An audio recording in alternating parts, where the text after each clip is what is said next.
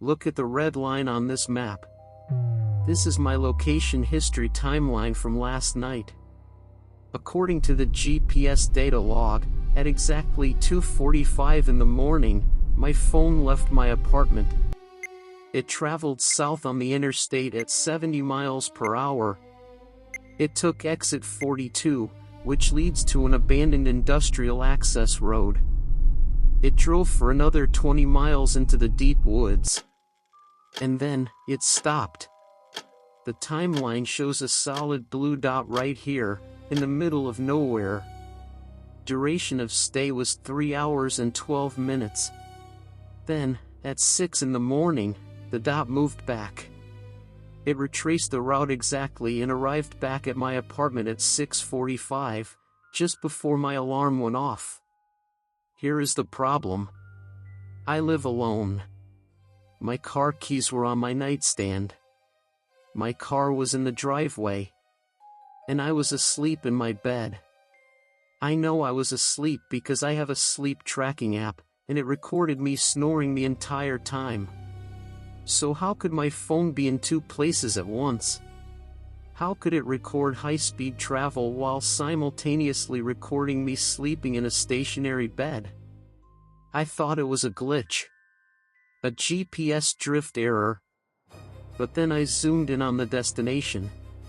The blue dot wasn't just in the woods. It was pinned to a specific structure that shouldn't be there.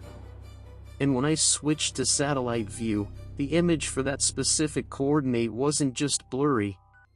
It was blacked out. A perfect digital square of darkness censored by the map provider.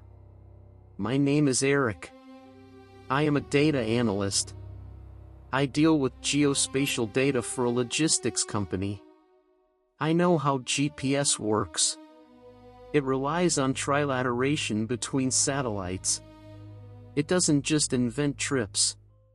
It doesn't hallucinate 3-hour layovers in restricted zones. I sat at my kitchen table, staring at the map. The rational part of my brain said to ignore it. Delete the data point.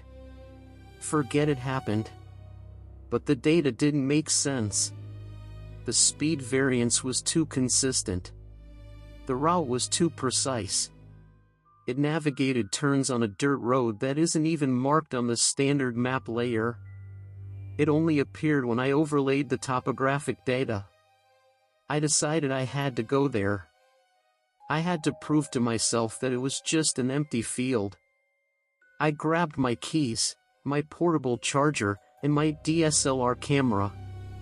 I got in my car and started driving. It was a gray, overcast Sunday. The drive was normal until I reached exit 42. It was blocked off by concrete barriers and a sign that said road closed. No trespassing. But the GPS on my phone was insistent. The blue line on the navigation screen went right through the barrier. I found a gap in the fence wide enough for my car and squeezed through. The road was bad. Cracked asphalt, overgrown weeds, potholes the size of tires. I drove slowly. My signal dropped from 5G to LTE, then to 3G, then to nothing. No service. But the blue dot on my map kept moving. It was tracking me in real time, even without a cell tower connection. That meant it was using pure satellite locking. Or something else. I drove for 40 minutes. The trees got thicker. The light got dimmer. The woods were silent. No birds. No wind. Just the crunch of my tires on gravel. Finally, the navigation voice spoke. It didn't sound like the usual synthetic female voice. It sounded deeper. Slower. It said, "You have arrived." I stopped the car. I looked around. There was nothing. Just trees. Dense, suffocating pine trees. I checked the phone. The destination pin was directly to my right, about 50 yards into the brush. I grabbed my camera and got out. The air was cold. Unnaturally cold for September. I pushed through the branches. My heart was pounding. I expected to find a glitch. I expected to find nothing. Instead, I found a building. It was a small, windowless concrete bunker, half buried in the side of a hill. It looked old, maybe from the Cold War era, covered in moss and vines. But the door was new.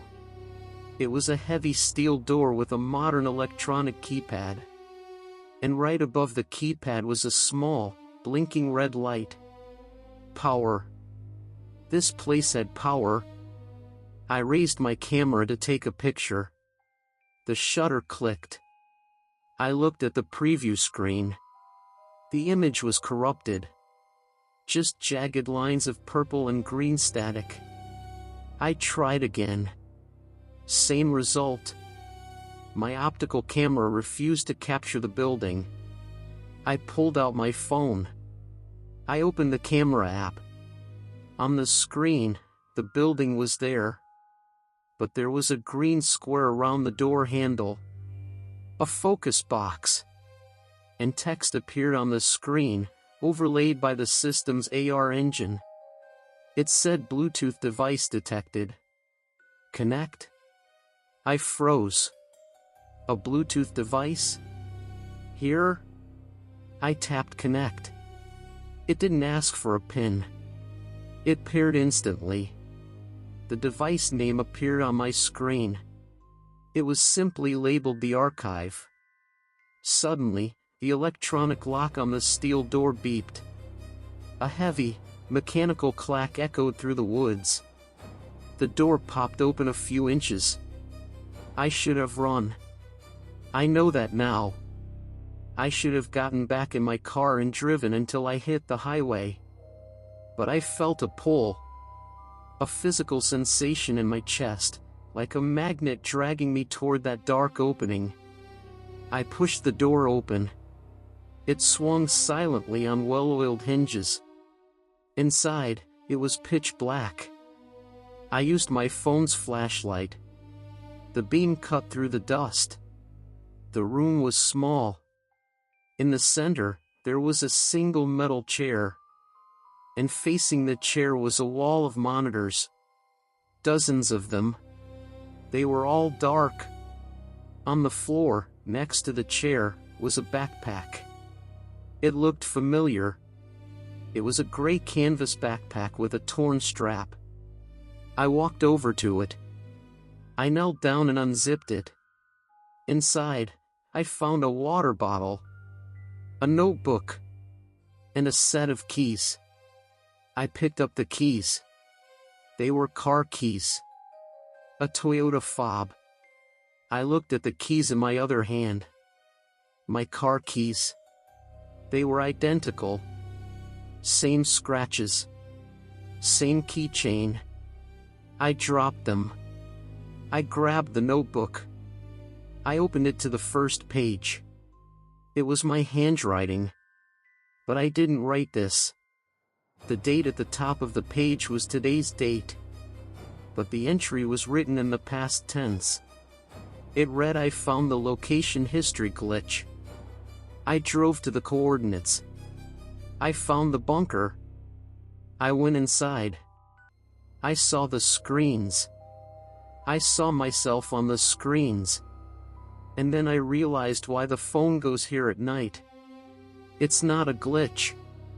It's a backup. I am not the primary user anymore." I dropped the notebook. Suddenly, the wall of monitors flickered to life. All of them at once. The light was blinding. When my eyes adjusted, I screamed. Every single screen showed a different room in my apartment. My kitchen. My living room. My bathroom. My bedroom. The angles were impossible. They were taken from the ceiling, from inside the vents, from behind the mirrors. And on the center screen, the largest one, was a live feed of my bedroom. In the bed, there was a lump under the covers. Someone was sleeping there. I watched as the figure shifted. The covers fell away. It was me. I was sleeping in my bed. I was watching myself sleep from a bunker 20 miles away. But if that was me in the bed, then who was I? My phone buzzed in my hand. A notification. Location sharing active. Sharing with primary user. Then, a voice came from the speakers in the wall. It wasn't a recording. It was my voice. But it sounded tired. Ancient. It said you shouldn't have come here during the sync cycle. Now the data is corrupted. The lights in the bunker turned red. The steel door slammed shut behind me. I heard the lock engage. I ran to the door. I pounded on it. It wouldn't budge. I looked back at the screens. The figure in the bed sat up. It looked directly into the hidden camera. It smiled. It wasn't a human smile. It was too wide. Too perfect. Then, the figure picked up its phone. My phone in the bunker buzzed again. Incoming call. Caller ID, me. I stared at the screen. My thumb hovered over the answer button. I knew I shouldn't answer. But the ringing was so loud in the small concrete room. It was vibrating inside my skull. I answered. I put the phone to my ear. Hello? I whispered. The voice on the other end was clear. It was crisp. It sounded exactly like me. It said, "You are the glitch. You are the drift error. I am deleting you." The line went dead. The monitors went black. The only light was the screen of my phone. It showed a progress bar. Deleting cache. 10%. 20%. As the percentage climbed, I started to feel numb. My fingers started to tingle. Then my arms. I looked down at my hands. They were becoming transparent. I could see the concrete floor through my skin. I wasn't fading away. I was being overwritten. 30%. 40%. The room is getting smaller. Or maybe I am getting smaller. I am trying to record this before I hit 100%. I need you to check your location history. Open your Google Maps. Open your Apple Maps. Go to the timeline. Look for the gaps. Look for the nights where the blue dot wanders off into the woods, or the ocean, or the middle of the desert. If you find a trip you don't remember, do not follow it. Do not try to investigate. That blue dot isn't where you went. It is where your data goes to back itself up. And sometimes, the backup copy wakes up before you do. My legs are gone. I can't feel them. The phone is floating in the air where my hand used to be. 80%. 90%. I can hear the door unlocking. Someone is outside. I can hear footsteps on the gravel. They sound like mine. The door is opening. The light is pouring in. It is so bright. If you are listening to this, I am probably already gone. Or maybe I am back in my bed, waking up from a dream about a bunker in the woods. But if I am in my bed, then who is the person standing in the doorway of this bunker, holding my car keys, looking at me with my own eyes? He is holding up his phone. He is taking a picture of me. The flash is blinding. 99%. He says, "Upload complete."